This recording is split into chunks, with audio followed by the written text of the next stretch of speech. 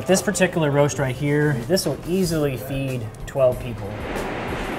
Nothing says holiday dinner quite like big, juicy centerpiece meats. So we stopped by Bolyard's Meat and Provisions in Maplewood to talk with Chris Bolyard. You can season them very liberally with salt and pepper and just let them hang out. And I don't know about you, but I don't cook like this all the time. So I have a lot of questions. I don't know anything.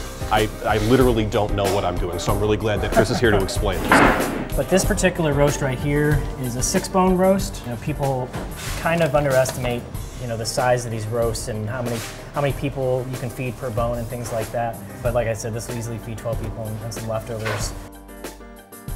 Like with the beef roast, I keep it simple and do salt and pepper. You can put some herbs and garlic on there, but I wouldn't get real crazy with a bunch of fragrant spices and you know, a real heavy seasonings, because you want to be able to taste the beef. The beef is really good on its own, and I just kind of keep it simple that way.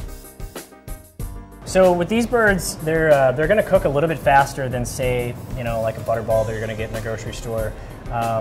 These are going to be a lot fresher than a butterball, and it's not going to be pumped so much with brines and you know, water solutions to add weight to it. So therefore, it'll cook a lot quicker. A different way of cooking it is what we call spatchcocking, and basically we remove the backbone, and it allows you to spread the bird out, so it's more of an even cooking plane, and it'll cut down on the cooking time, and it'll help, you know, cook the bird evenly, because sometimes the leg meat or the breast will overcook before the leg meat and so on and so forth. So that's a different way of doing it that'll kind of speed things up a little bit. But resting is definitely a vital part of any of these things. You know, whether you're roasting a turkey or a big piece of beef or a big piece of pork, any kind of meat, because you want the meat to have enough time to relax. You figure, you know, it's been in this hot oven for a long time, all the muscles are kind of like tensed up and they've been cooking. A piece like this, you want to give it at least 20, 25 minutes, you know. On this, probably a good 15 minutes.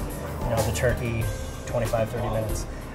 So that the juices don't just go everywhere when you go to carve it up.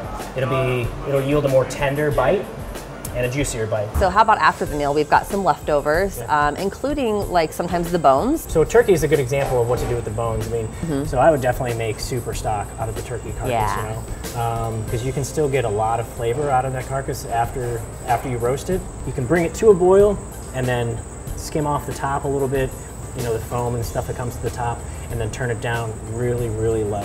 Just to like a percolate. It keeps it a little cleaner, right? And clearer. Keep it a little more clear, and you'll yield more. So you don't want it to boil away to nothing.